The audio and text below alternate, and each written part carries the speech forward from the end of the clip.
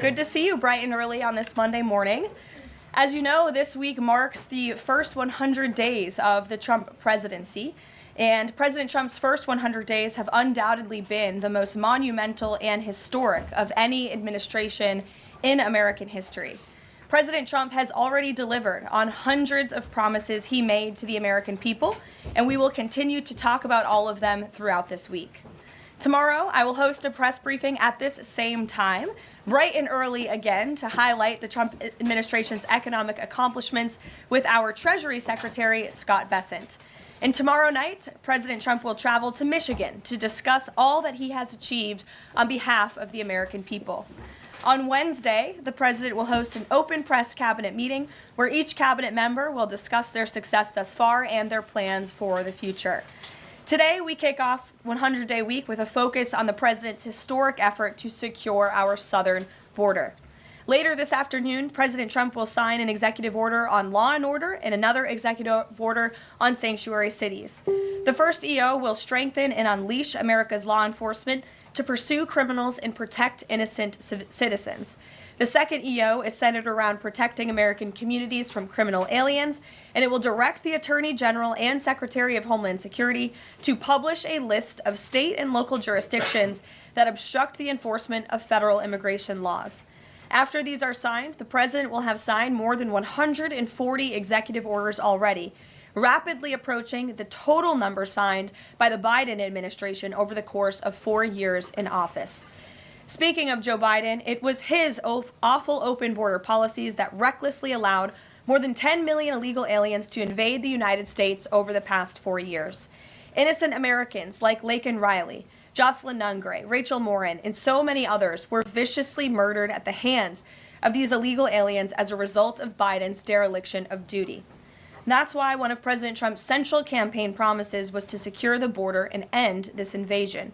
In just under 100 days, 99 now to be exact, the president has overwhelmingly delivered on that promise. America's borders are now secure because of President Trump.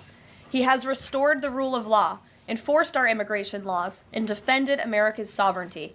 The president immediately declared a national emergency on the southern border, deployed the U.S. military and Border Patrol to repel the invasion, and ended reckless catch-and-release policies. The results have been nothing short of extraordinary. Between President Trump's inauguration and April 1 of this month, only 9 illegal aliens were released into the United States, a staggering 99.99% decrease from the more than 184,000 illegal aliens who were released into the country under Biden during the same period last year. The number of unaccompanied illegal alien children arriving at the border has also hit a record low. Total attempted illegal crossings at the southwest border hit a record low in February, only to fall to another new record low again last month in March. Just listen to these incredible numbers. In March 2024, under Joe Biden, Border Patrol encountered approximately 140,000 illegal aliens at the southwest border. 1 year later, in March 2025, under President Trump, Border Patrol encountered just over 7,000 illegal aliens at the southwest border. That's another 95% decrease from the prior year. The first piece of legislation President Trump signed into law was the Laken Riley Act, which requires illegal aliens arrested or charged with theft or violence to be detained. President Trump also reestablished the successful Remain in Mexico policy from his first term to ensure that aliens who arrive at our southern border and claim asylum are returned to Mexico to await their hearings instead of being allowed into our country while they wait. The president has also restarted construction of his signature advanced border wall. More than 85 miles of new border barrier are already in various stages of construction and planning. And Border Patrol, in collaboration with the Department of Defense and the great state of Texas, have deployed 75 additional miles of temporary barriers across the southern border. The Trump administration, as you know, has also ended the disastrous CBP-1 app, which Joe Biden exploited to facilitate the migration of nearly 1 million illegal aliens into the country. The Department of Homeland Security has relaunched this as the CBP Home app to provide illegal aliens in the U.S. a straightforward way to declare their intent to voluntarily depart. For years, Joe Biden's weakness in open border policies allowed vicious cartels to functionally control, through a campaign of terror, rape, and brutal force, nearly all illegal traffic across the southern border. President Trump has put a stop to this in record time. He designated these heinous cartels as foreign terrorist organizations and invoked the Alien Enemies Act to immediately apprehend, detain, and remove these massive threats who have flooded our country with deadly drugs, violent criminals, and vicious gangs. The Trump administration is working 24/7 to successfully arrest and deport these illegal criminals and foreign terrorists from our communities. We are in the beginning stages of carrying out the largest deportation campaign in American history. Over this past weekend, it was announced that through Operation Tidal Wave, a joint effort between ICE Miami and Florida law enforcement agencies, nearly 800 illegal aliens were arrested during the first 4 days alone. Among those arrested were a Colombian murderer, alleged MS-13 and 18th Street gang members, and a Russian with a red notice for manslaughter.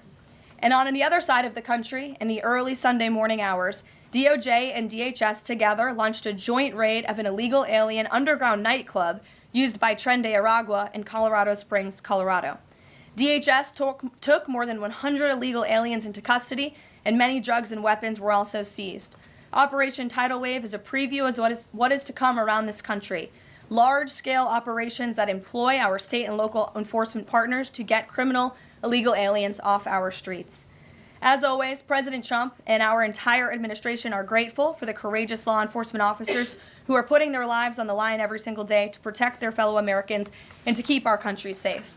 After 4 years of being vilified and hamstrung by the Biden administration, heroic ICE and CBP officers finally have a president who has their backs and is allowing them to do the jobs they signed up to do. There's no person who can attest to that more than our incredible border czar here at the White House, Tom Homan, who has dedicated his professional career to protecting our country and enforcing the law. I will let Tom deliver some short remarks, and then we'll open it up for questions today. Thanks for being here, Tom. Thank you. Just a few things. Look, I started in the Border Patrol in 1984. I've been at this for over 40 years. I worked for 6 presidents, starting with Ronald Reagan. Every president ever worked for took border security seriously, because you can't have national security if you don't have strong border security. We got to know who's coming in, what's coming in, where's coming in, why it's coming in, right? Even President Obama and President Clinton took some steps to secure the border because they understood national security was important. Joe Biden was the first president in the history of this nation who came in office and unsecured a border on purpose. That's just a fact. We handed the Biden administration, after President Trump's first administration, we handed the Biden administration the most secure border in my lifetime, and he unsecured it on purpose. Now President Trump and this administration here, the success is unprecedented. We beat Trump's first administration on border success. Border numbers are historic low. Today, as I'm standing here, we are the most secure border in the history of this nation, and the numbers prove it. President Trump's policies are saving lives every day. There's been studies done that says 31% of women that make that journey through use of cartels get sexually assaulted. When President Trump has illegal immigration down 96%, when 96% less people are coming, how many women aren't being sexually assaulted by the cartels? How many children aren't dying making that journey? How many women and children aren't being sex trafficked into this nation? How many known suspected terrorists aren't making it into this country? How many pounds of fentanyl isn't getting to this country to kill young Americans? How many women and children aren't sex trafficked? Under Joe Biden, sex trafficking is up 600%. We had 4,000 aliens dying making that journey. We had 250,000 Americans dead from fentanyl that came across an open border. President Trump's policy saves lives every day. Even the border wall saves lives. If people want to hate on the border wall, every place a border barrier has been built, illegal migration's declined, illegal drug flows decline. But you know what no one talks about? The border wall saves lives. Because the most vulnerable, the women and children, can't get over that wall, which means they're going to a place where there's not a wall. And what's waiting on them? The men and women of the United States Border Patrol who will take care of those humanitarian needs, the health needs right off the bat. We just went over the numbers. Let me talk about a few numbers that are important to me. Under the Biden administration, we averaged over 11,000 many days, over 12,000, even some days 15,000 illegal entrants in the United States. 15,000. You know what the number was the last 24 hours? 178. 15,000 to 178. Unprecedented success. On an average day in the Biden administration, known gotaways. People we knew crossed the border because they're on video, drone traffic, or sensor traffic. Crossed the border, weren't apprehended, weren't fingerprinted, weren't vetted. Average day under Joe Biden, more than 1,800 gotaways. Yesterday, 38. 38 too many? We'll get that to 0. But we went from 1,800 to 38. And finally, as was said earlier, under the first 100 days, or it was actually January 20th to April 1st, last year, 184,000 illegal aliens were released into the United States. Under this administration, 9. 4 of them were material witnesses in a criminal investigation. We need them here to testify in a serious criminal trial. 4 was extreme medical condition. We couldn't return them because they were in such bad shape. And 1 was a humanitarian issue. This is unprecedented success. The border secure. President Trump saving lives. President Trump has proven no one does it better than President Trump. There is no equal, it's not even close. So God bless the men and women of the Border Patrol. God bless the men and women of ICE who strap a gun to the hip every day, put on a Kevlar vest to not only secure our border and protect our national security, but the ICE agents in the interior, they're removing public safety threats and national security threats every day. While you're all sleeping at 2, 3 o'clock in the morning, there are men and women out there enforcing the law and making this country safe again. And we're going to keep doing it. It's full speed ahead. So I'll leave it at that. Awesome. Thank you, Tom, and thanks for all your great efforts. We do want to open it up to questions. If you have border-related questions for Mr. Homan, and I'm also happy to take any non-border-related questions. I'm happy to take border questions too, but Tom is here offering his time, so we encourage you to ask him questions. We'll start with our new media seat today. As always, Rogan O'Hanley, former Hollywood entertainment lawyer, I didn't know that, Rogan, who got fed up with the far-left ideologies of California and now posts conservative political commentary online for his more than 7 million followers across all major platforms. He joins us today from the great state of Florida. Why don't you kick us off today, Rogan? Thank you, Caroline. In Trump's first 99 days, we've seen a coordinated assault on the rule of law by radical judges who are thwarting his agenda with an unprecedented number of national injunctions. These judges are providing more due process to violent MS-13 and Tren de Aragua illegal aliens than they did for American citizens who peacefully protested on January 6th. As Stephen Miller has highlighted, it would be utterly ridiculous to have full trials and appeals for the more than 15 million illegal aliens that came across our border under Joe Biden. Many are now calling for Trump to circumvent these radical judges and consider suspending the writ of habeas corpus solely for these illegal aliens in accordance with the terms of Article 1, Section 9 of the United States Constitution, which explicitly allows for such a measure when there is a rebellion or invasion. There's strong precedent for this action, being that it was exercised by 3 of our greatest presidents, Abraham Lincoln, Ulysses S. Grant, and Democrats' favorite president of all time, FDR. All 3 of which are not only celebrated by historians, but are immortalized on our national currency with their faces on there. Furthermore, all 3 used it against American citizens, where in this instance we would only be using it against illegal aliens. I think almost every reasonable American would agree that 15 million illegal aliens coming across our border under Joe Biden counts as an invasion, especially since many, as you highlighted, are now robbing, assaulting, raping, and killing American citizens. Historic assaults on our republic require reciprocal action from our government. Can you please let us know if and when the Trump administration is planning to suspend the writ of habeas corpus to circumvent these radical judges who are infringing on his Article 2 powers and to start shipping out illegals en masse?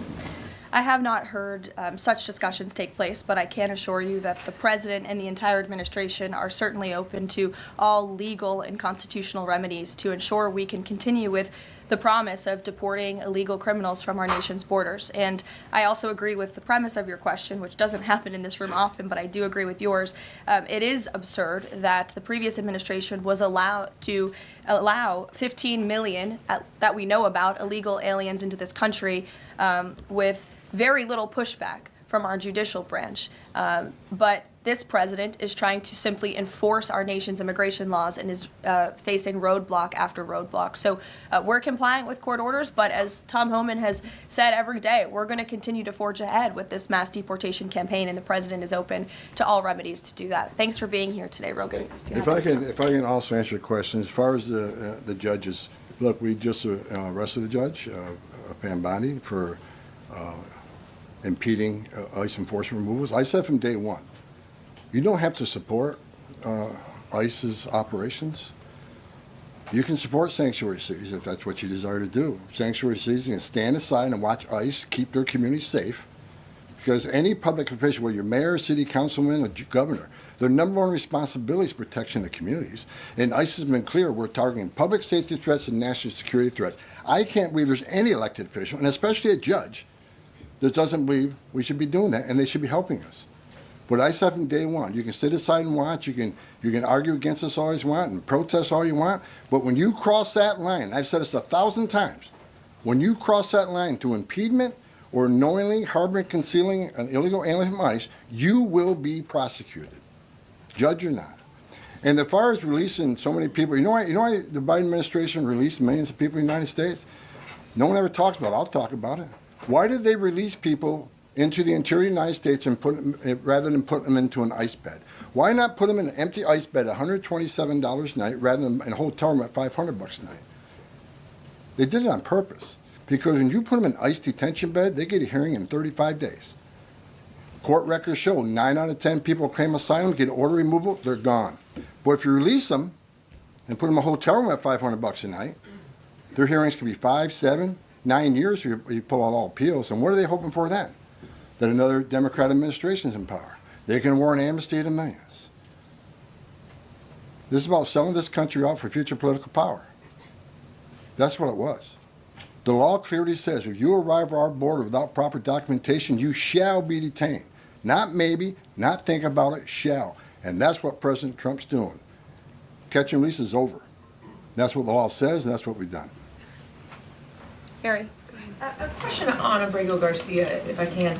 The president recently said when it comes to facilitating his release, he's leaving that up to his lawyer. So just to be clear, have there been any negotiations between the U.S. and El Salvador over his release or facilitating his release? I will tell you what the president of El Salvador told all of you in the Oval Office. El Salvador does not intend to smuggle a designated foreign terrorist back into the United States. He is an El Salvadorian national.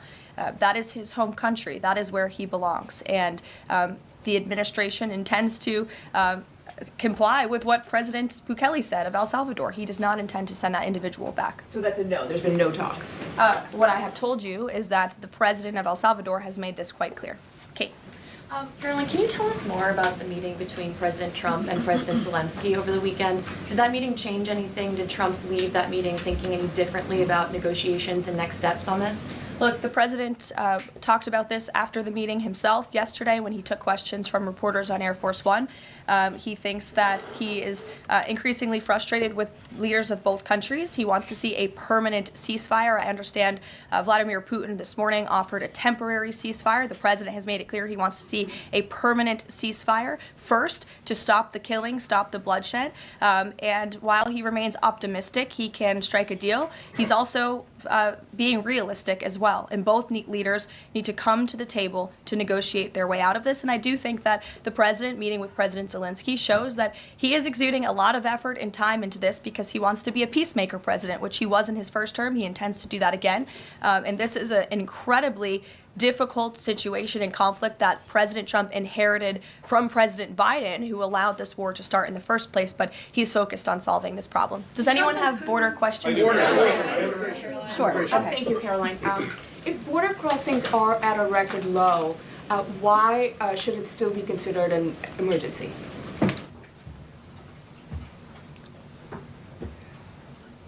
It's because of what has happened on the last administration. We got to ensure that not 1 ounce of fentanyl comes across the border to kill Americans. The president has declared the cartels in Mexico a terrorist organization along with MS-13 TDA. They've killed more Americans than every terrorist organization in the world combined. It's an emergency till we shut it down. It's an emergency till the cartels are wiped off the face of this earth. President Trump's committed to saving every life. Now, I just mentioned Gotaways, 38 yesterday. Who are the gotaways? Where do they come from? We had over 2 million gotaways under Joe Biden's administration. Why did 2 million people pay more to get away? Under the Biden administration, you pay a cartel this amount of money to cross the border. Cartel's job ends at the border. Just turn yourself in a green uniform. Get released in 24 hours. Get a free airline ticket to the city of your choice. Get a free hotel room. Get 3 meals a day. Get free medical care. Get work authorization in 90 to 120 days, which is the real reason they came here. Why did 2 million people pay more to get away? Because they didn't want to be vetted. They didn't want to be fingerprinted. We've arrested over 400 people on the terrorist watch list coming across the southern border in 4 years. How many of the 2 million came from countries sponsoring terror? If you think it's zero, then you're ignorant. This is the biggest national security failure this country's ever seen. This is the border emergency until we end it, end all of it. We're making good strides. Right now, it's still an emergency until we shut it down. Go ahead. This is a question for Mr. Homan. Late last week, there were 3 U.S. citizen children who were removed with their mothers who were in the United States illegally. There have been a federal judge in Louisiana who was appointed by President Trump said that he was concerned that there was, quote, no meaningful process. Are you concerned that due process, at least for the U.S. citizen children, is being flouted and that the speed at which the enforcement is being done could lead to errors, as was the case in the Kilmar-Abreu-Garcia case? And then also if you could give an update on the deportation numbers under this administration and whether you're pleased with them. First of all, I don't accept the term error in Abreu-Garcia. There was an oversight. There was a withholding order. But things have changed. The facts around the withholding order has changed. He is now a terrorist, which is the withholding order set aside. And the gang he was fearing from being removed to El Salvador no longer exists. So the facts around that case are totally different. I'll let the lawyers litigate that. But as far as the three USC kids, I'd said from day one that if you enter this country legally, it's a crime. If you remain in this country legally and you ignore a judge's order about deporting, if you choose to have a U.S. citizen child, knowing you're in this country legally, you put yourself in that position. You put your family in that position. What we did is remove children with their mothers who requested the children depart with them. This was a parental decision, parenting 101. The mothers made that choice. And I tell you what, if we didn't do it, the story today would be Trump administration separating families again. No, we're keeping families together. So when a parent says, I want my 2-year-old baby to go with me, we made that happen. They weren't deported. We don't deport U.S. citizens. The parents made that decision, not the United States government. But I don't hear any questions about Lake and Riley had a mother. She's never going to see her child again. Rachel Morin, she had 5 children. Those children are never going to see their mom again. This administration is doing the right thing. Every public safety threat we arrest from this country and remove them, this country is much safer. So parents will make a decision what happens to their child. Having a U.S. citizen child does not make you immune from our laws. If that's the message we send the entire world, enter the country legally. It's a crime. Don't worry about it. Get order removed by an immigration judge. Don't worry about it. No one's looking for you. And have a U.S. citizen child and you're immune from our laws, you're never going to fix the border. People will keep putting themselves in harm's way. More women would die. More children would die crossing this border. We got to secure a border by enforcing our laws. We're not making this up. We're enforcing laws under statute enacted by Congress, and it's the right thing to do. Can you give an update on the deportation numbers under this administration? Mr. Homan. What are you asking for? We just provided the numbers. The number of deportations that have occurred under this administration, whether you're pleased with that. Last number I got was 139,000 deportation. Am I happy with the number? Numbers are good. Especially if you look at the ICE numbers. The ICE arrest removals are far beyond Biden. But I read the media. Oh, ICE, the deportations are behind Biden administration. Well, why? Because they counted border removals. We don't have 10.5 million people crossing the border. We don't have border removals. So Joe Biden could have deported 5% of his encounters, and numbers will still be higher than us on the border removals because we have a secure border, the most secure border in the history of this nation. Compare apples to apples, ICE arrests and deportations are far more than Joe Biden. That's right. Caroline. Sure, go ahead. Mr. Homan, talking about the border wall, can you give us an update as far as how many miles are being built today? And is Mexico paying for it, as the president said they were going to? Well, first of all, I'll answer that question because I already answered it in my opening remarks. To date, since January 1st, there's been more than 85 miles of new border wall construction in various stages of that construction and planning. The president has made it clear to Congress that we want to see more funding for not just border wall construction, but also to support our ICE agents and our Border Patrol agents who are on the ground facilitating with this mass deportation effort. So he's clear that Mexico is not going to pay for it? Is that what you're saying? Let's address that. Trump said Mexico will pay for the wall. They have in a roundabout way, have they not? Putting 10,000 military on the northern and southern border, taking the action they did remain in Mexico. They didn't have to do that. They're doing it. Putting military on the southern border. Have moved illegal immigration to a record low. We're saving millions of dollars every day on detention, transportation, removal proceedings. We've more than made up for the cost of that wall because of the actions of Mexico. So is Mexico helping build that wall? Yeah, because we're saving so much money, millions of dollars a day, that we can afford to build that wall. So actually, yes, they're helping to build the wall. John Miller. Thanks a lot, Caroline. Mr. Homan, a question for you. You're the border czar. Can you give an estimate as to how many individuals are in the United States illegally? That's number one, and I'm sure you're very familiar with that number, an estimate. And the second question is, I have a list that the White House put out of individuals, 100 ICE arrests since the beginning of the president's term, and the people are arrested for various very serious crimes. First-degree murder, convicted of rape, convicted of murder and aggravated burglary, sexual assault of a child. How many of the individuals that are in the United States illegally are people like this, really bad people? Well, first of all, how many illegal aliens I think in the United States? At least 20 million. Here's where'd you come up with that number? We've been speaking about 12 million for 20 years. We know we got 10.5 that we know of came to the border. How many don't we know of?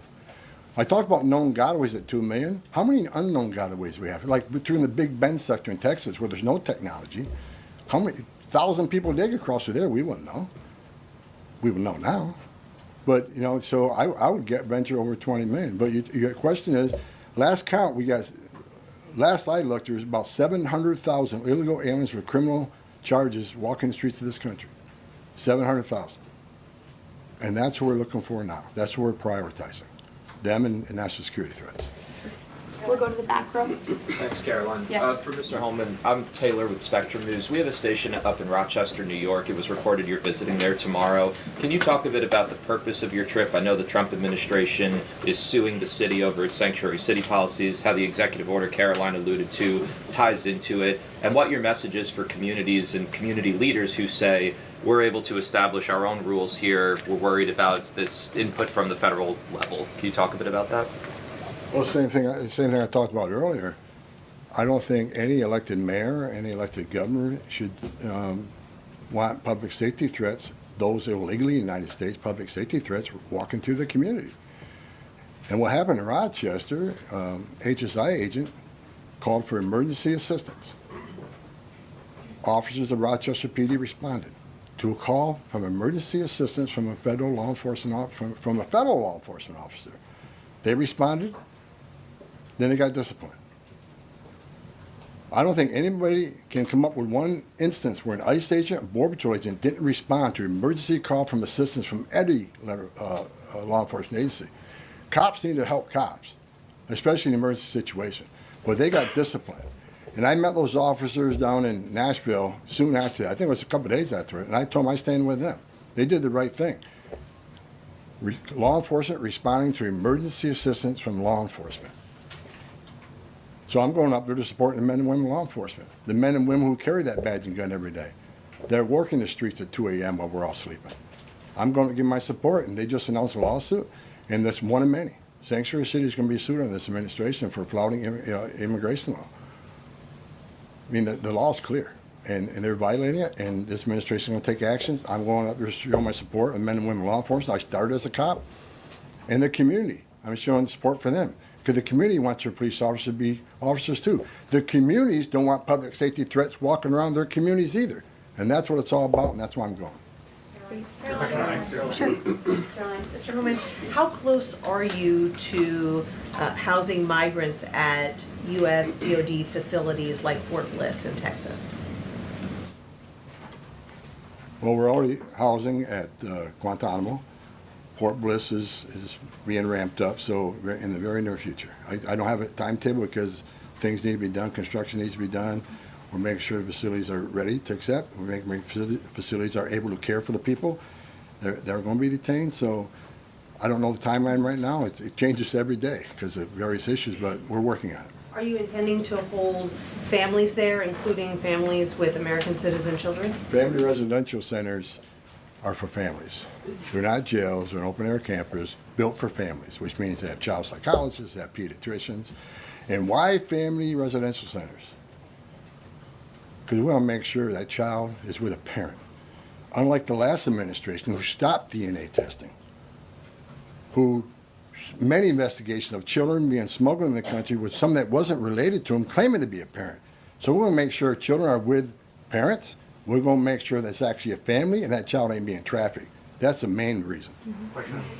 Regarding the executive order on sanctuary cities, is the administration planning to pursue any more investigations or prosecutions like was done against the judge in Wisconsin, against local officials? Well, we'd have to defer you to the Department of Justice, obviously, for specific prosecutions or cases against individuals. But as I said in my remarks, the executive order the President will sign later this afternoon does direct the Attorney General and also Kristi Noem, our great Secretary of Homeland Security, to provide a list of sanctuary cities in which local officials are not complying with this federal order and are not complying with federal immigration laws. It's quite simple. Obey the law, respect the law, and don't obstruct federal immigration officials and law enforcement officials when they are simply trying to remove public safety threats from our nation's communities. The American public don't want illegal alien criminals in their communities. They made that quite clear on November 5th, and this administration is determined to enforce our nation's immigration laws, and we're happy to provide the text of that executive order, and as I said, the President will be signing it later this afternoon. Sure. Excuse me, I want to talk about farm workers. The President said earlier this month that there could be leniency for some undocumented farm workers. I'm wondering, where do things stand with that? And I'm also wondering, does that at all undermine his message on immigration, that it's okay for some undocumented people to be in the U.S., but maybe not others? Well, the President was referring to our H-1B and H-1A visa programs, and there have been no final decisions on that at all. But the President, I think, what he was intended to speak about, what he was speaking about, is ensuring that we have a clean, legal immigration system that is being respected and obeyed. And the mass amount of illegal immigration that we've seen over the past 4 years in our country completely undermines our legal immigration system, those seeking citizenship, but also those coming here on a visa to legally and lawfully work. And the President wants to make sure that those programs are respected. Reagan. Thanks, Caroline. My question is for Tom. Tom Reagan-Reese with the Daily Caller. Over the weekend, ICE arrested 2 illegal immigrants for allegedly stealing Secretary Noem's purse over the weekend. What can you tell us about these individuals' immigration history as well as their criminal history? I don't have the criminal history, but I know the one that stole the purse is supposedly in the country legally. But pick the wrong person to steal first from. I mean, Secretary Noem's a strong secretary. I know I've been talking about the success of the men and women of the Border Patrol and ICE, but under her strong leadership, she's a game changer. So I'm happy to work with her, despite the media I've read that me and Kristi Noem have differences. Me and Kristi Noem are attached at the hip. There's no daylight between us. We're both going to push the President's agenda. She's a strong secretary, and I'm glad she's in here. And I'm glad, again, that illegal alien? Pick the wrong person to steal a purse from. I'm telling you. Mary Margaret, go ahead. Thank you, Caroline. I have 2 questions, one for Mr. Homan, one for you on the White House Correspondents' Dinner. I'd like to start with you, though, Tom Homan. This list has a very high number of sexual assaults on a child. Can you comment on that and why there's so many crimes against children committed by illegals in this country? I don't know why. It's sick. It's the worst crime in the world is when you sexually assault a child. I mean, the most innocent of us all. But that's why I made a statement that one time I was going to go to Boston, bring hell with me, and the media went crazy. At Tom Homan says we're going to Boston, bring hell with them. I was going to bring hell to illegal aliens that rape children. There's not more of a heinous crime, and as you can see, the amount of child rapists we've arrested under this administration that could have been arrested under the Biden administration. They were out there. They had their final orders. They were out there. But they didn't go look for them.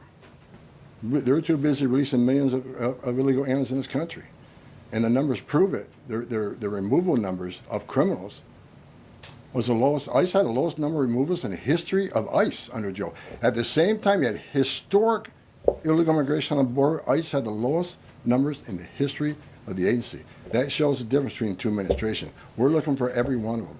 People want to know, okay, when am I going to retire for the third time?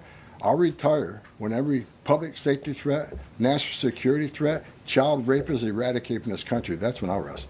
Thank you so much. And then Karoline, really quick. Alex Thompson said at the White House Correspondents' Dinner, and I'm going to read his quote, "President Biden's decline and its cover-up by the people around him is a reminder that every White House, regardless of the party, is capable of deception. We, myself included, missed a lot of this story, and some people trust us less because of it." Can you comment on those remarks and whether you agree with that assessment? I do agree with that assessment from Alex Thompson, who I understand won an award for writing a story months and perhaps years after the American people already knew that story to be true. Millions of Americans watched our mentally incompetent president struggle with his day-to-day duties of this office.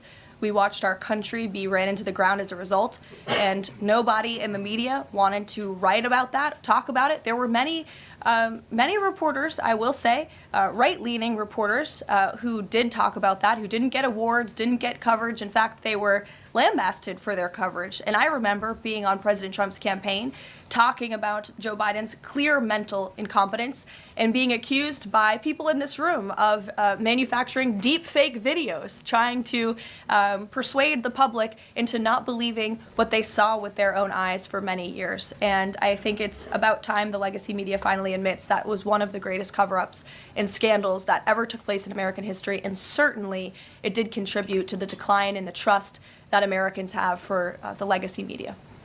Peter, which, by the way, is why we've made many changes to this briefing room in this White House. It's long overdue. Peter, go ahead. Thank you. A few things.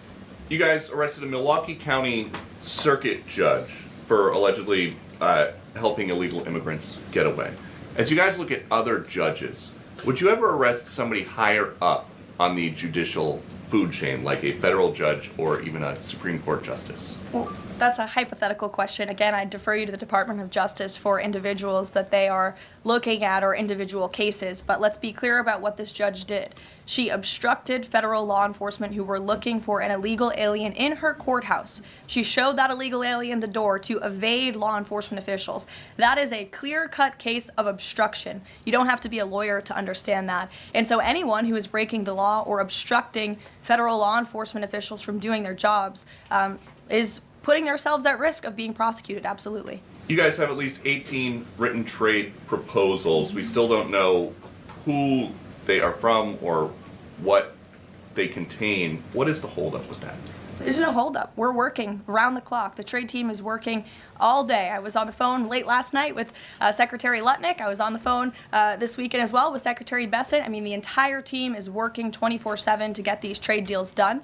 And I think you'll be hearing more about them this week. I don't want to get ahead of the trade team or the president in announcing potential deals, but certainly I can assure the American public that this administration is full speed ahead in cutting good and fair trade deals on behalf of the American worker. And one more. After the president's Truth Social post, the Browns finally took Shadur Sanders. Does the president think he deserves credit for Sanders getting picked? And does he think going to the Browns is better than being undrafted? Hey, all I will say is the president put out a statement, and a few rounds later he was drafted. So I think the facts speak for themselves on that one, Peter. We'll go to the back row in the middle, to the blonde. Yes. Thank you, Karoline. Hello. President Trump has said that Secretary Hegseth will get it together. Does he think that Hegseth doesn't have it together right now? Look, the president has made his position on Secretary Hegseth quite clear. He absolutely has confidence in the secretary's ability to lead the Pentagon. It's why he nominated him for this position. It's why the Senate voted to confirm him in this position. And look at the success that DOD has had thus far. Their successful operation against the Houthi terrorists in the Middle East. You look at the recruitment and retention levels for all branches of our armed forces are on the incline, which is exactly what this president intended to do. Secretary Hegseth has completely wiped out DEI from the Pentagon as well. And so he's going to remain focused on standing up for our war fighters, on implementing President Trump's peace through strength foreign policy agenda abroad, and the president supports him in his role. Sure. Many are wondering how these 10 or 20 million people are working. Is there some efforts to clamp down on employment because they're working somewhere to keep staying here? The number of worksite enforcement actions have tripled this year, and it's going to triple again. Because in sanctuary jurisdictions especially, if we can't arrest a bad guy in the safety and security of a county jail, and they're going to release them into community, that means we go into the community. If we can't arrest them in the community, we'll arrest them at their work site. We got to do what we got to do to arrest public safety threats. There's no sanctuary for public safety threats in this country, so worksite enforcement is going to increase even more than it already has. And another reason for worksite, the last administration stopped worksites. Where's the number one place we find victims of trafficking, victims of forced labor trafficking, and work sites? So not only are we going to enforce law on work sites, we're going to save victims of trafficking. That's another reason we've increased worksite enforcement. Awesome. Well, go ahead, Brian. Sure. We'll take one more question. Thank you. This is for Mr. Homan. We all walk by these heinous yard signs that are along Pebble Beach. What is some of the feedback that your ICE agents are getting in the field from the community as they remove these individuals from their families, their neighborhood, their schools, or all the places in their community? What's been the reaction that your ICE agents have gotten from the people who live amongst these individuals? The morale of ICE and Border Patrol is at all-time high because they're getting to uphold the oath they took, and they're enforcing the law. Border Patrol and the Biden administration, I met with hundreds of them. They felt like Uber drivers and tourist agents. These men and women joined the ranks of ICE and Border Patrol to enforce the law, make the community safer, and protect national security. I hear it all the time. There's a lot of people in this country who don't like me. I don't care. But when I walk through an airport, I have many people walking up to me and thank me for what I'm doing, and I'm not taking credit for anything. The success of the border and immigration enforcement is President Trump and the men and women wearing that uniform. God bless each and every one of them. But I take a pleasure in seeing it because in 40 years of doing this job, people always want to say, why are you so emotional when you testify? Why are you so emotional on network? Because if they wore my shoes for 40 years, they'd understand why I'm emotional. I've talked to little girls as young as 9 years old that were raped multiple times by the cartel members. And when you get to your knees and you talk to that little girl and everything innocent and pure has been ripped from her, when you listen to the Laken Riley, 17 minutes, that young lady fighting for her life, don't just think, okay, a young woman died. Think of how she died, the terror that she went through, and these children that are sexually assaulted. I stood in the back of a tractor trailer and 19 dead people at my feet that baked to death. Illegal immigration is not a victimless crime.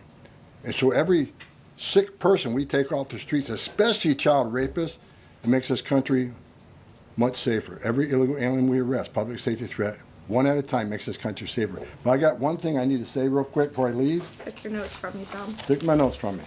I'm going to read it. I don't want any misinterpretation of what I'm reading to you. The registration requirements under 8 U.S.C. 1302. If you're illegal alien in the United States, this message is for you. You cannot hide from ICE. We're actively looking for you. Federal law requires every alien in the United States who has been present in the United States more than 30 days needs to register. For those 14 years or older, you need to be fingerprinted with the Department of Homeland Security. Federal law requires every alien in the United States to tell DHS in writing if you have a change in address within 10 days of changing that address. Failing to register with DHS and failure to tell DHS about your new address are criminal offenses, and they're going to be treated as such. Starting today. Make no mistake, if you're in the country illegally and you fail to do what the law requires, we will prosecute you, you will go to jail, then we'll deport you. Second law, penalties for failure to depart, 8 U.S.C. 1253. If you're an alien inside the United States who has a final order, this message is for you. If you have a final order, the Trump administration is committed to enforcing our immigration laws, especially for those aliens who have received final orders of deportation. There are currently around 1.4 million illegal aliens who have been ordered removed but remain here in violation of the law. We will aggressively prosecute, consistent with long-standing law, those aliens for failing or refusing to depart or who takes other related actions aimed at hindering their removal. You cannot open the door, you cannot answer our questions, you cannot open your car door, you consider to evade law enforcement. If you fail to leave the United States after receiving a removal order, we can and will issue monetary fines up to $998 a day. Evading your arrest, knowing you have a final order or removal, is a criminal offense. We will prosecute, then we'll deport you. Get your affairs in order. If you're in the country illegally, work with ICE, go to CBP 1 home app, and leave on your own. Because we have to find you, deport you, and prosecute you. You'll have a bar placed on you, and you won't come back to this country. You won't be able to come back on a visitor's visa, a tourist visa. If you have your citizen child, can't petition for you. If you're in this country, get your affairs in order and work with us and get yourself removed from this country. That's what law requires, and we're going to enforce that law. Awesome. Thank you so much, Tom. You can get back to work now. Look, he's already leaving. He's got a lot to do, a lot of illegal immigrants to deport. But thanks, everyone, for joining us bright and early this morning. As I said at the top, we will do this again tomorrow to talk about the economy, which is another promise made and kept by the president. And I'll be joined by the Secretary of Treasury, Scott Bessent, 8:30 tomorrow morning. Today, the president is welcoming the Super Bowl champions, Philadelphia Eagles. If we have any Philly fans, that will be at 4 o'clock. And then the president will sign those executive orders I spoke of and a few others at 5 p.m. So we'll see you all later. Have a great